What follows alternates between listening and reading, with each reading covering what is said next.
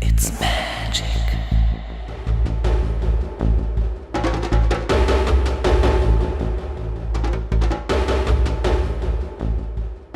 It's magic.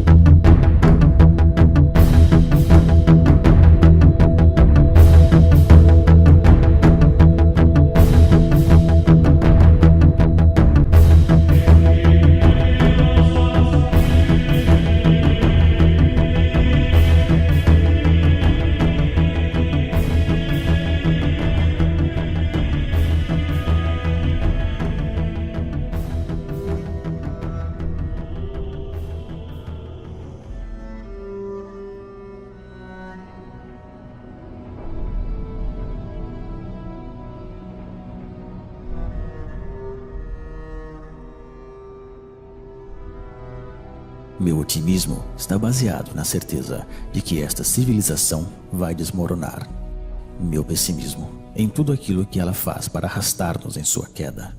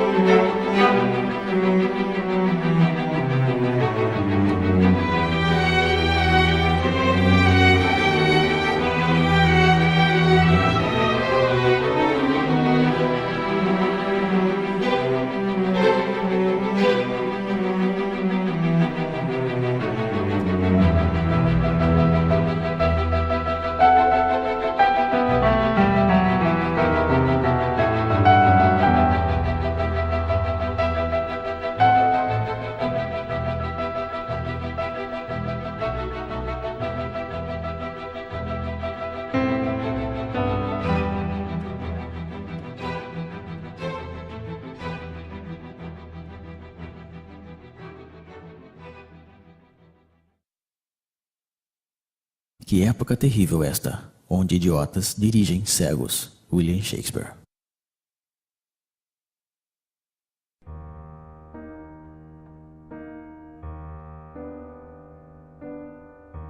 A servidão moderna é uma escravidão voluntária, aceita por esta multidão de escravos que se arrastam pela face da terra.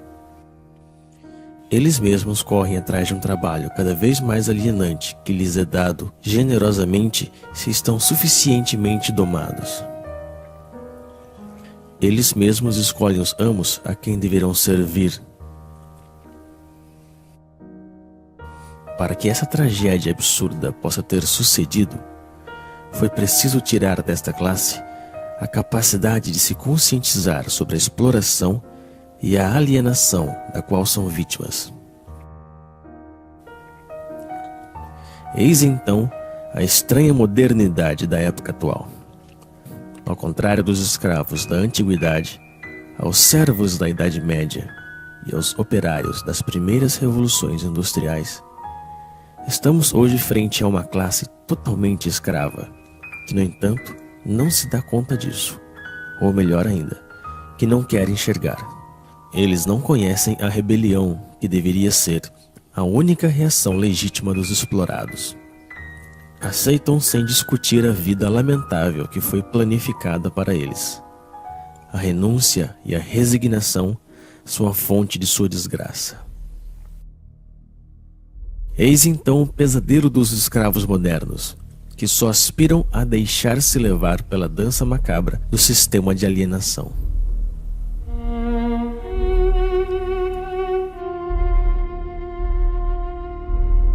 A opressão se moderniza, estendendo por todas as partes as formas de mistificação que permitem ocultar nossa condição de escravos.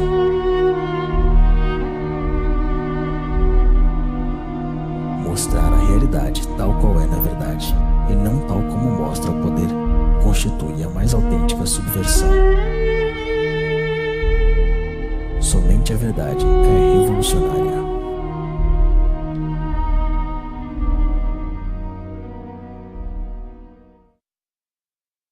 O urbanismo é a tomada do meio ambiente natural e humano pelo capitalismo, que, ao desenvolver-se em sua lógica de dominação absoluta, refaz a totalidade do espaço como seu próprio cenário. Guy Debord, A Sociedade do Espetáculo.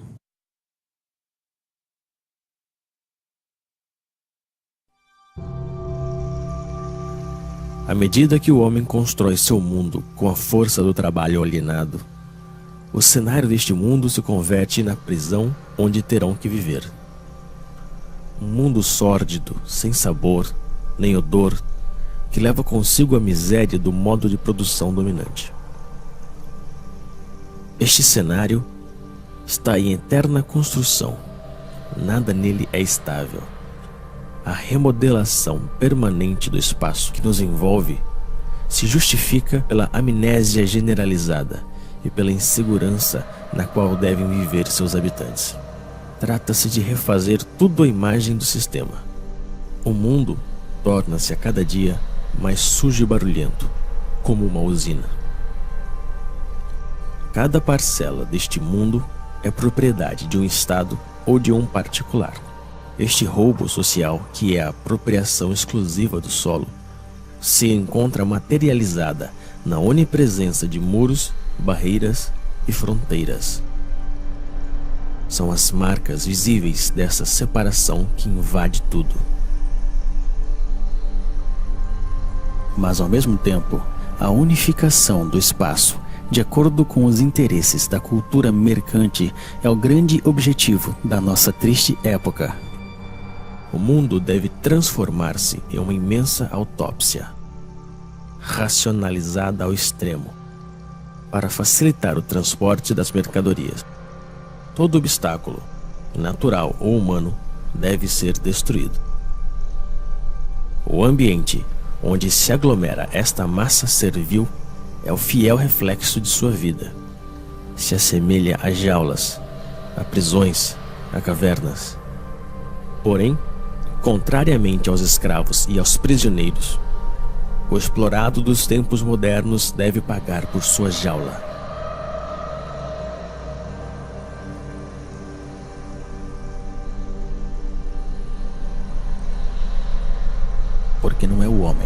mas o mundo que se tornou uma normal.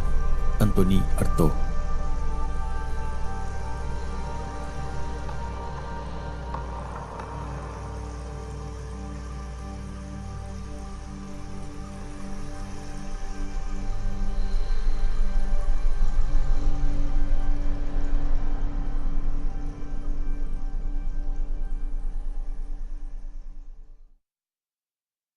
À primeira vista, a mercadoria parece uma coisa simples, trivial, evidente. Porém, analisando-a, vê-se complicada, dotada de sutilezas metafísicas e discussões teológicas. O Capital, Karl Marx. É neste lugar estreito e lúgubre, onde o escravo moderno acumula as novas mercadorias que deveriam, segundo as mensagens publicitárias onipresentes, trazer-lhe a felicidade e a plenitude. Porém, quanto mais acumula mercadorias, mais ele se afasta da oportunidade de ser feliz. Que aproveita o homem ganhar o mundo inteiro e perder sua alma? Marcos, capítulo 8, versículo 36. A mercadoria, ideológica por essência, despoja de seu trabalho aquele que a produz e despoja de sua vida aquele que a consome. No sistema econômico dominante, já não é mais demanda que condiciona a oferta, mas a oferta que determina a demanda. Então é assim que, de maneira periódica, surgem novas necessidades que são rapidamente consideradas como vitais para a maioria da população.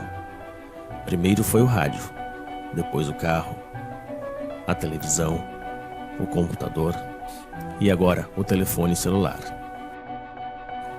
Todas essas mercadorias, distribuídas massivamente em um curto lapso de tempo, modificam profundamente as relações humanas. Servem, por um lado, para isolar os homens um pouco mais de seu semelhante e, por outro, para difundir as mensagens dominantes do sistema. As coisas que se possuem acabam por possuir-nos.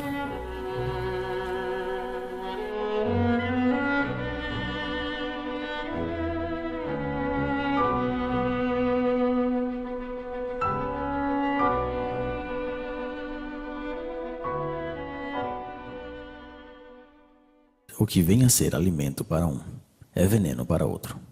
Paracelso.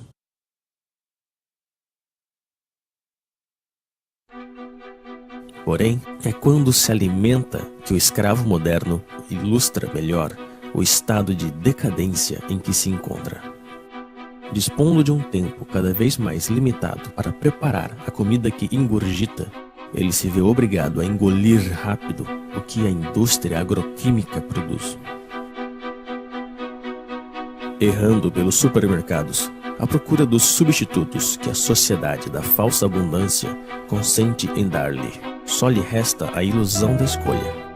A abundância dos produtos alimentícios apenas dissimula sua degradação e sua falsificação. Não são mais que organismos geneticamente modificados, uma mistura de colorantes e conservantes, de pesticidas, de hormônios e outras tantas invenções da modernidade.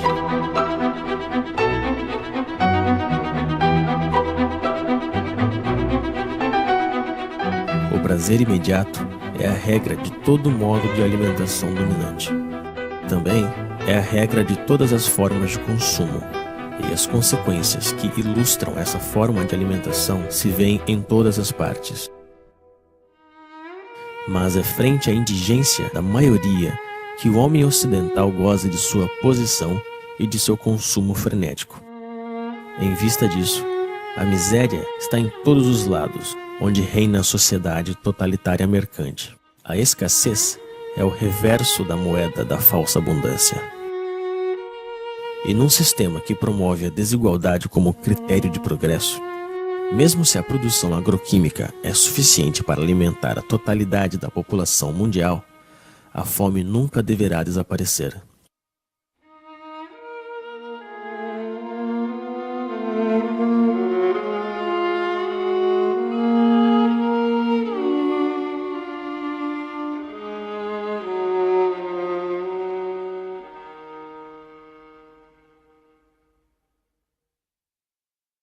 estão convencidos de que o homem, espécie pecadora por excelência, domina a criação, como se as outras criaturas tivessem sido criadas apenas para servir-lhes a comida, a roupa, para serem martirizadas e exterminadas.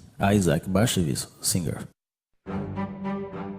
A outra consequência da falsa abundância alimentícia é a generalização das usinas de concentração e exterminação massiva e bárbara das espécies que servem de alimento aos escravos. Esta é a real essência do modo de produção dominante. A vida e a humanidade não resistem ante o desejo de proveito de certos indivíduos.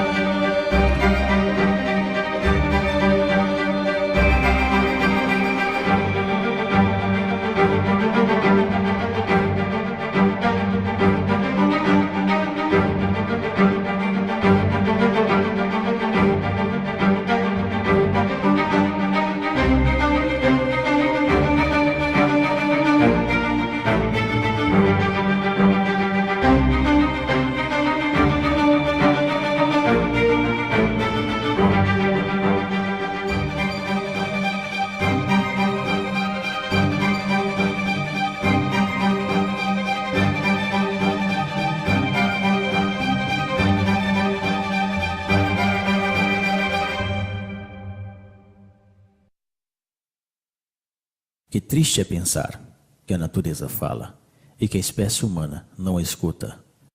Victor Hugo. É a expoliação dos recursos do planeta, a abundante produção de energia ou de mercadorias, o lixo e os resíduos do consumo ostentoso hipotecam a possibilidade de sobrevivência de nossa Terra e das espécies que nela habitam. Porém, para deixar livre o curso ao capitalismo selvagem, o crescimento econômico nunca deve parar. É preciso produzir, produzir e reproduzir ainda mais. E são os mesmos poluidores que se apresentam hoje como salvadores potenciais do planeta. Esses imbecis da indústria do espetáculo, patrocinados pelas empresas multinacionais, tentam convencer-nos de que uma simples mudança em nossos hábitos seria suficiente para salvar o planeta de um desastre. E enquanto nos culpam, continuam poluindo sem cessar nosso meio ambiente e nosso espírito. Essas pobres teses pseudoecológicas são repetidas pelos políticos corruptos em seus slogans publicitários. Porém, nunca propõem uma mudança radical no sistema de produção. Trata-se, como sempre, de mudar alguns detalhes para que tudo fique como antes.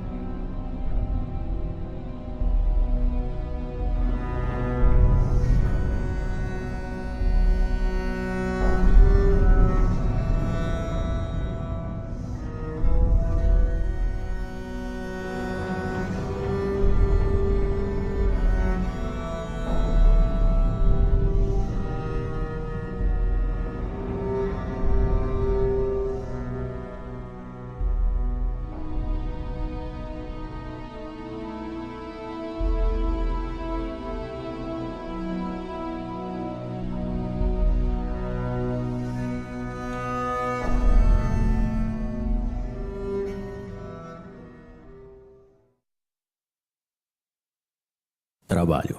Do latim, tripalium, 3 paus, instrumento de tortura.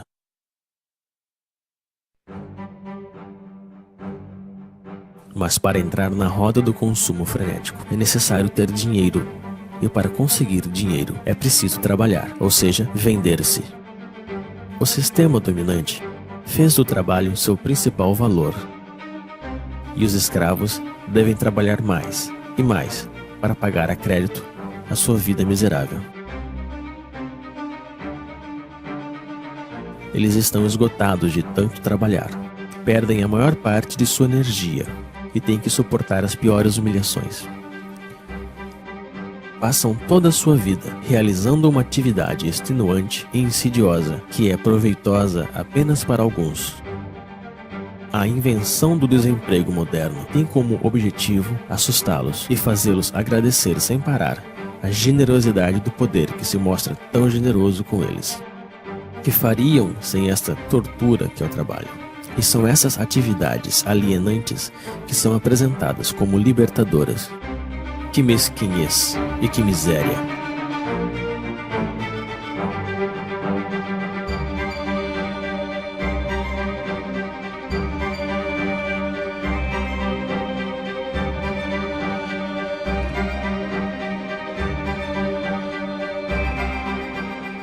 Sempre apressados pelo cronômetro ou pela chibata.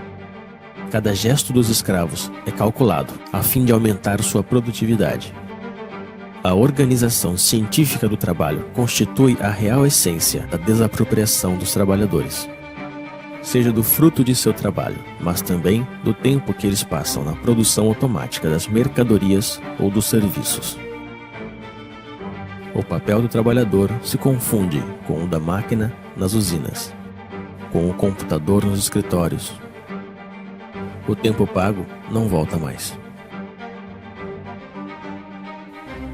Assim, a cada trabalhador é atribuído um trabalho repetitivo, seja ele intelectual ou físico. Ele é um especialista em seu domínio de produção. Essa especialização encontra-se na escala do planeta, no âmbito da Divisão Internacional do Trabalho. Concebe-se no Oriente, se produz na Ásia, se morre na África. É o homem inteiro que é condicionado ao comportamento produtivo pela organização do trabalho. E fora da fábrica, ele conserva a mesma pele e a mesma cabeça. O escravo moderno teria sido capaz de se contentar de sua servidão ao trabalho, mas à medida que o sistema de produção coloniza todos os setores da vida, o dominado perde o seu tempo com lazeres, com diversões e férias organizadas. Em nenhum momento do seu cotidiano ele foge da influência do sistema, que faz parte de cada instante de sua vida. É um escravo a tempo integral.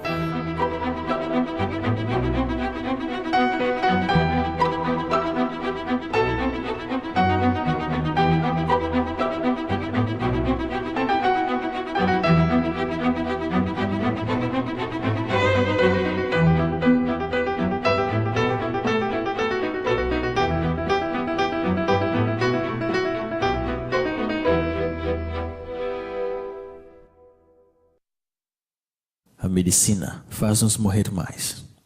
Plutarco.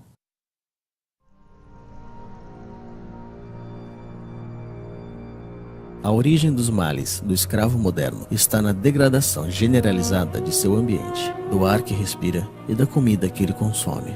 O estresse provocado pelas suas condições de trabalho e pelo conjunto de sua vida social.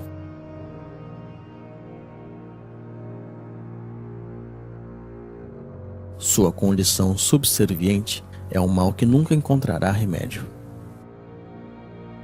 Somente a total liberação da condição na qual ele se encontra pode permitir ao escravo moderno se libertar de seus sofrimentos. A medicina ocidental só conhece um remédio contra os males dos quais sofrem os escravos modernos: a mutilação. É a base de cirurgias, de antibióticos ou de quimioterapia que se trata aos pacientes da medicina mercantil. Nunca se trata a origem do mal, senão que as suas consequências. pelo motivo de que essa busca da origem do mal nos conduziria inevitavelmente à condenação fatal da organização social em toda a sua totalidade.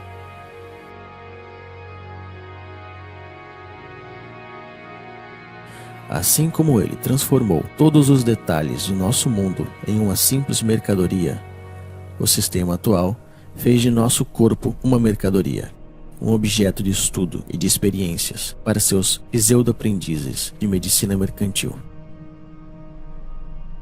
Os donos do mundo já estão prontos para patentear os seres vivos. O sequenciamento completo do DNA do genoma humano é o ponto de partida de uma nova estratégia posta em ação pelo poder. A decodificação genética não tem outro objetivo que o de amplificar consideravelmente as formas de dominação e de controle. Depois de tudo, nosso corpo também não nos pertence. De tanto obedecer, adquirimos reflexos de submissão. Anônimo. O melhor de sua vida foge entre seus dedos, mas ele prossegue assim, pois já está acostumado a sempre obedecer. A obediência se tornou sua segunda natureza. Ele obedece sem saber por qual razão, simplesmente porque ele sabe que deve obedecer. Obedecer, produzir e consumir. Eis aí o trítico que domina sua vida. Obedece-se aos pais, aos professores, aos patrões, aos proprietários, aos comerciantes. Obedecem-se também às leis, às forças da ordem e a todos os tipos de poderes, pois ele não sabe fazer outra coisa. Não existe algo que lhe dê mais medo que a desobediência, já que desobedecer, aventurar, mudar é muito arriscado. Assim como uma criança que se perde de vista de seus pais. O escravo moderno se sente perdido, sem o poder que o criou. Então, ele continua obedecendo. É o medo que nos fez escravos e que nos mantém nesta condição. Baixamos a cabeça frente aos donos do mundo. Aceitamos essa vida de humilhação e de miséria somente por medo. No entanto, dispomos da força numérica frente a essa minoria que governa. A força deles não sai de seus policiais, mas de nosso consentimento. Justificamos nossa covardia diante do enfrentamento legítimo contra as forças que nos oprimem com um discurso cheio de humanismo modernizador. A rejeição da violência revolucionária está ancorada nos espíritos daqueles que se opõem ao nome dos valores que este mesmo sistema nos ensinou.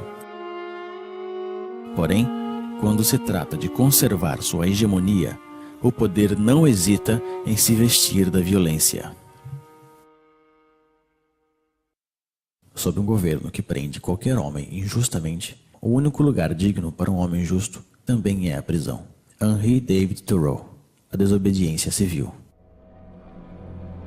No entanto, ainda existem indivíduos que escapam ao controle das consciências, mas estão sob vigilância. Todo ato de rebelião ou de resistência está de fato assimilada a uma atividade desviada ou terrorista. A liberdade só existe para aqueles que defendem os imperativos mercantis. A oposição real ao sistema dominante, infelizmente, é totalmente clandestina. Para estes opositores, a repressão é a regra em uso. E o silêncio da maioria dos escravos frente a essa repressão está justificado na aspiração mediática e política que nega o conflito existente na sociedade atual.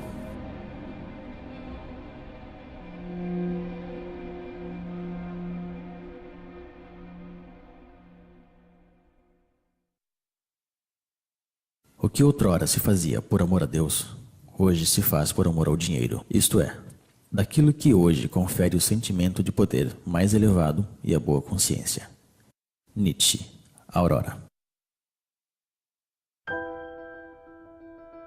Como todos os seres oprimidos da história, o escravo moderno precisa de seu misticismo e de seu Deus para anestesiar o mal que lhe atormenta e o sofrimento que lhe sufoca. Mas esse novo Deus, a quem entregou sua alma, não é nada mais que nada. É um pedaço de papel, um número que tem apenas sentido, porque todo mundo decidiu dar-lhe. É em nome deste novo Deus que ele estuda, que ele trabalha, que ele luta e se vende. É em nome desse novo Deus que ele abandonou seus valores e está disposto a fazer qualquer coisa. Ele acredita que quanto mais tem dinheiro, mais se libertará dos problemas dentro dos quais ele está aprisionado. Como se a possessão andasse de mãos dadas com liberdade. A liberação é uma sesse que provém do domínio de si mesmo, um desejo e uma vontade de atuar. Está no ser e não no ter. Porém, é preciso decidir-se a não mais servir nem obedecer. É preciso também romper com esse hábito, que ao parecer ninguém ousa recriminar. O escravo moderno está convencido de que não existe alternativa na organização do mundo atual. Ele se resignou a esta vida porque pensa que não pode haver outra, e é aí mesmo que se encontra a força da dominação presente. Entreter a ilusão desse sistema que colonizou toda a face da Terra. É o fim da história. Convenceu a classe dominada que adaptar-se à sua ideologia é como adaptar-se ao mundo tal qual se mostra e como sempre foi. Sonhar com outro mundo se tornou um crime, criticado unanimemente pelos meios de comunicação e os poderes públicos. O criminoso, na realidade, é aquele que contribui, consciente ou não, na demência da organização social dominante. Não existe loucura maior que a do sistema atual. E, se não, fica sabendo, ó rei, que não serviremos a teus deuses, nem adoraremos a estátua de ouro que levantaste. Antigo Testamento, Daniel, capítulo 3, versículo 18. Frente à devastação do mundo real, é preciso que o sistema atual colonize a consciência dos escravos. É por isso que no sistema dominante, as forças de repressão são precedidas pela dissuasão, que desde a infância realiza sua obra de formação de escravos. Eles devem esquecer-se de sua condição servil, de sua prisão e de sua vida miserável. Basta olhar esta multidão hipnotizada frente às telas que acompanham sua vida cotidiana.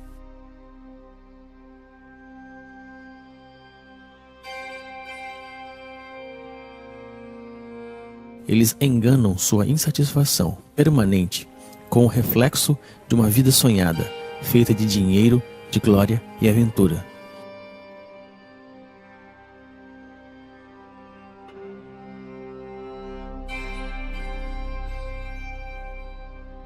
Mas seus sonhos são tão lamentáveis como sua vida miserável. Existem imagens para todos e por todos os lados. Essas imagens levam consigo a mensagem ideológica da sociedade moderna e serve de instrumento de unificação e de propaganda. Vão crescendo à medida que o homem é desapropriado de seu mundo e de sua vida.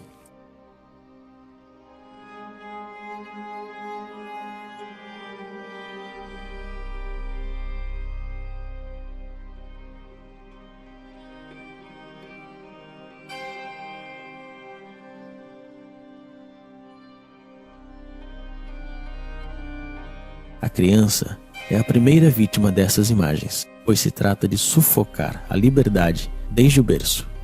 É necessário torná-los estúpidos e tirar-lhes toda a capacidade de reflexão e de crítica. Tudo isso se faz, evidentemente, com a cumplicidade desconcertante dos pais, que não buscam sequer resistir frente à força imponente de todos os meios modernos de comunicação. Eles mesmos compram todas as mercadorias necessárias para escravizar sua progenitura. Desapropriam-se da educação de seus filhos e deixam que o sistema alienador e medíocre se encarregue dela.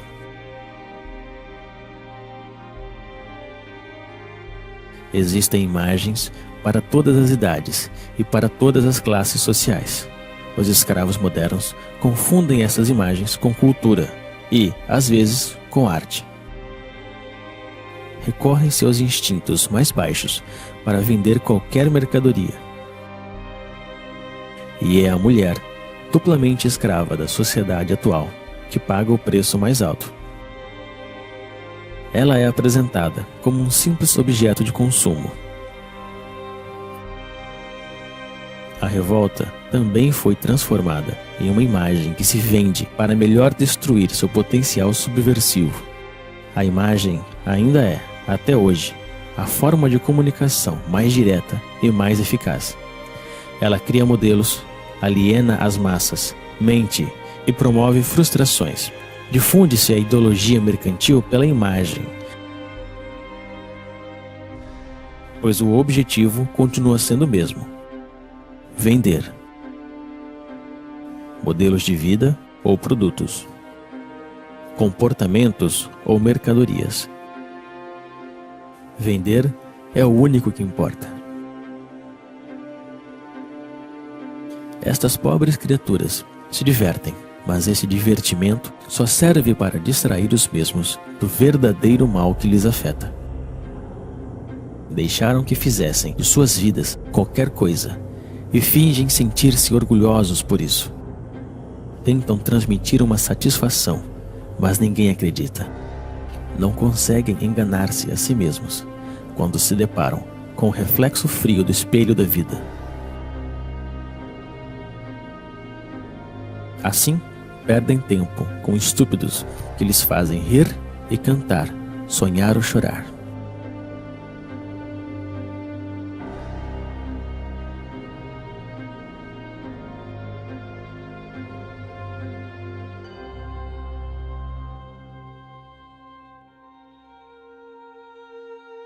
Através do esporte mediatizado, se representa o êxito e o fracasso, os esforços e as vitórias que os escravos modernos deixaram de viver em seu cotidiano. Sua insatisfação lhe incita a viver por procuração frente ao aparelho de televisão.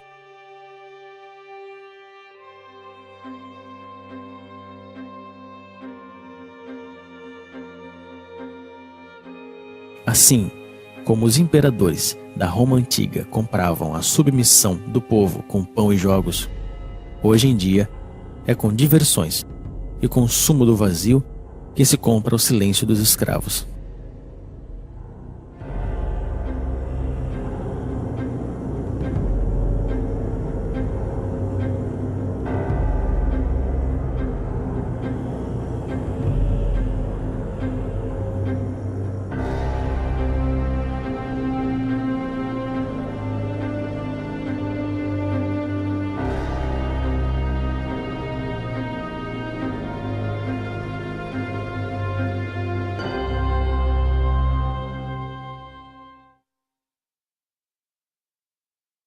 Nós acreditamos que dominamos as palavras, mas são as palavras que nos dominam. Alan Ray. O controle das consciências passa essencialmente pela utilização viciada da linguagem utilizada pela classe economicamente e socialmente dominante. Sendo o detentor de todos os meios de comunicação, o poder difunde a ideologia mercantil através da definição petrificada, parcial e falsa que ele dá das palavras. As palavras são apresentadas como neutras e sua definição como evidente. Porém, estando sob controle do poder, a linguagem designa sempre algo muito diferente da vida real. É, antes de tudo, uma linguagem de resignação e impotência, a linguagem da aceitação passiva das coisas tais como são e tais como devem permanecer. As palavras trabalham por conta da organização dominante da vida, e o fato mesmo de utilizar a linguagem do poder nos condena à impotência. O problema da linguagem está no centro da luta pela emancipação humana. Não é uma forma de dominação que se junta às outras, mas o coração do mesmo projeto de submissão do sistema mercantil totalitário.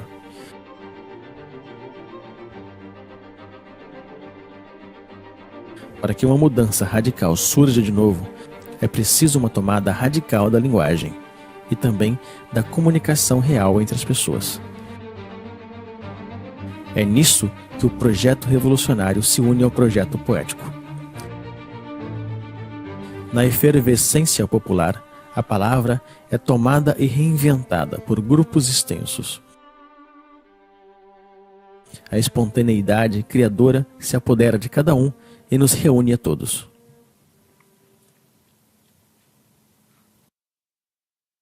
Votar é abdicar.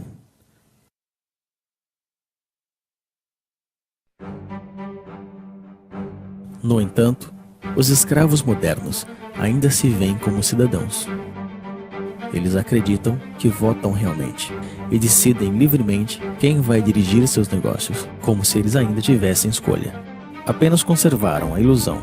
Vocês acreditam que ainda existe uma diferença fundamental quanto à escolha da sociedade na qual nós queremos viver entre o Partido Socialista e a direita populista da França, entre os democratas e os republicanos dos Estados Unidos, entre os trabalhistas e conservadores do Reino Unido? Não existe oposição, pois os partidos políticos dominantes estão de acordo sobre o essencial, que é a conservação da atual sociedade mercantil. Não existem partidos políticos susceptíveis de chegar ao poder que duvidem do dogma do mercado. E são com esses partidos que a cumplicidade mediática monopoliza as aparências. Discutem por pequenos detalhes, esperando que tudo fique onde está. Brigam por saber quem ocupará os lugares oferecidos pelo parlamentarismo mercantil. Estas estúpidas briguinhas são difundidas pelos meios na intenção de ocultar um verdadeiro debate sobre a escolha da sociedade na qual desejamos viver. A aparência e a futilidade dominam profundamente o afronto e as ideias. Tudo isso não se parece, nem de perto e nem de longe, a uma democracia. A democracia real se define primeiro e antes de tudo pela participação massiva dos cidadãos na gestão dos interesses da cidade. Ela é direta e participativa e encontra sua maior expressão na Assembleia Popular e no diálogo permanente sobre a organização da vida comum. A forma representativa e parlamentar que usurpam o nome da democracia limitam o poder dos cidadãos pelo simples direito ao voto, ou seja, a nada. Tão real que não existe diferença entre o cinza claro e o cinza escuro. As cadeiras do parlamento estão ocupadas pela imensa maioria da classe econômica dominante, seja ela de direita ou da pretendida esquerda social-democrática. O poder não é para ser conquistado, ele tem que ser destruído. O poder é tirano por natureza, seja ele exercido por um rei, por um ditador ou um presidente eleito. A única diferença na democracia parlamentar é que os escravos têm a ilusão que podem escolher eles mesmos os mestres que eles deverão servir. O direito ao voto fez dos mesmos cúmplices da tirania esmagadora. Eles não são escravos porque existem amos, senão que existem amos porque decidiram permanecerem escravos. A natureza não criou amos nem escravos. Eu não quero dar nem receber leis. Denis Diderot. O sistema dominante se define então pela onipresença de sua ideologia mercante. Ela ocupa, ao mesmo tempo, todo o espaço e todos os setores da vida. Ela não diz nada mais que produza, venda, consuma, acumula. Ela reduziu todas as relações humanas em relações mercantes e considera nosso planeta como uma simples mercadoria. O dever que nos impõe é o trabalho servil. O único direito que ele reconhece é o direito da propriedade privada. O único Deus que ele adora é o dinheiro. O monopólio da aparência é total. Somente aparecem os homens e os discursos favoráveis na ideologia dominante. A crítica deste mundo está afogada no mar midiático que determina o que é bem ou mal e o que se pode ver ou não.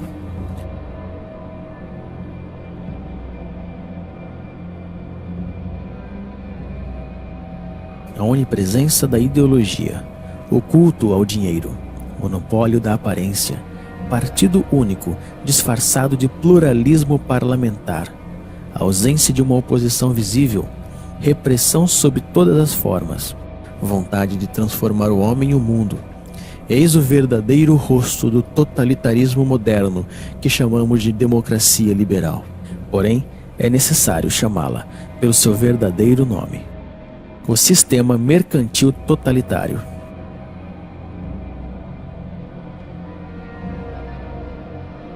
O homem, a sociedade e o conjunto de nosso planeta estão a serviço desta ideologia. O sistema mercantil totalitário realizou o que nenhum totalitarismo conseguiu fazer antes: unificar o mundo à sua imagem. Hoje, já não existe exílio possível.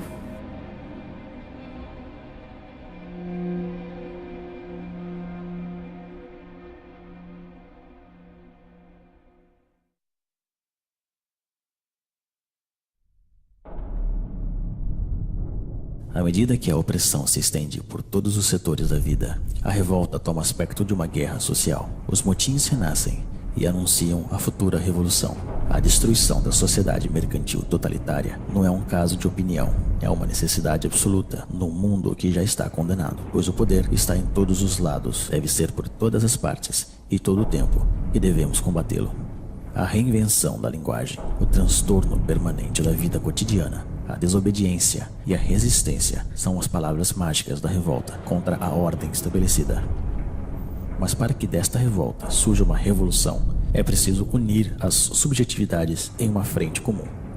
É na unanimidade de todas as forças revolucionárias que devemos trabalhar. Isto só se pode conseguir quando temos consciência de nossos fracassos passados. Nem o reformismo estéril, nem a burocracia totalitária não podem ser uma solução para nossa insatisfação. Trata-se de reinventar novas formas de organização e de luta. A autogestão nas empresas e a democracia direta na escala comunal constituem as bases desta nova organização, que deve ser anti-hierárquica, tanto na forma quanto no conteúdo. O poder não é para ser conquistado, ele deve ser destruído.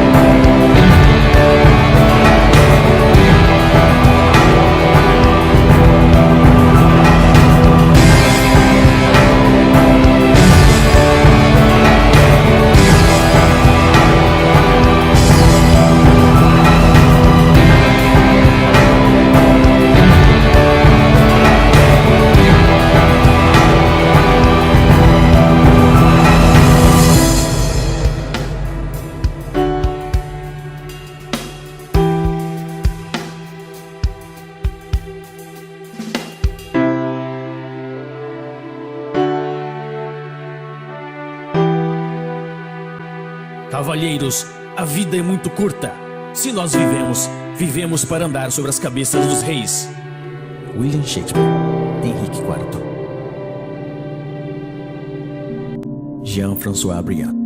Tradução: Elisa de Arbênia Quadros. Dublagem: Rodrigo Nishino.